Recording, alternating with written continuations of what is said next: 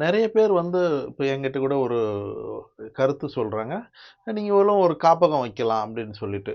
அதுல எனக்கு எப்பவுமே உடன்பாடு கிடையாது. காப்பகங்கிறது கிட்டத்தட்ட ஒரு ஜெயில் மாரி தான்.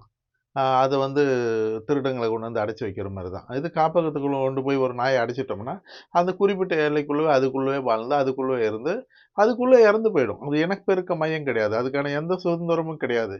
காப்பகம் அவசியம். எதுக்கு காப்பகம் அவசியம்னா, வயது முதிர்ந்த நாய்கள். வாழவே முடியாத சூழ்நிலையில இருக்கிற நாய்கள். அ அந்த கடைசி காலத்தில அது வந்து எங்கேயுமே போப்போறதில்ல. அதுக்கு எந்த சுதந்திரம் கிடையாது. அது இருந்து அதோட காலத்த முடிக்கிறதுக்கு ஒரு காப்பகம் வேணும். அது மட்டும் இல்ல, நெறைய நாய்கள் ரோட்ல அடிபட்டு நடக்க முடியாம, ரோட்டு ஓரமே கத்தி கத்தி இறந்து போது. அந்த மாரி நாய்களுக்கு தான் காப்பகம் வேணும். இந்த மாதிரி வந்து எல்லா நாயும் கொண்டு போய் காப்பகத்துல வைக்கணும், காப்பகம் கட்டிக்கணும், எல்லாரும் காப்பகம் கட்டிக்கணுங்கிறதுல எனக்கு எந்த உடன்பாடும் கிடையாது. அரசாங்கமே இப்ப வந்திருக்கிற அரசாங்கம் கூட, அ இந்த மாதிரியான ஒரு 2 விதமான நாய்களுக்கு, வயது முதிர்ந்த நாய்களுக்கும், அந்த முடியாத நாய்களுக்கும் மட்டும் காப்பகம் கட்டினா மிக மிக சிறப்பா இருக்கும்.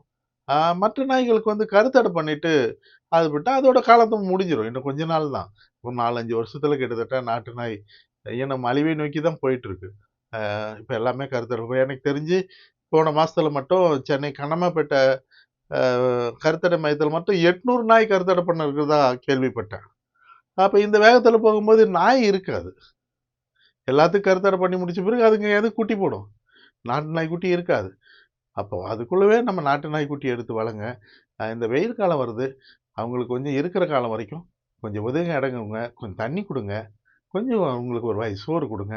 அது அவங்களுக்கு நல்லதா இருக்கும். நீங்களும் உணவளிக்க உதவலாம். Please help us to feet.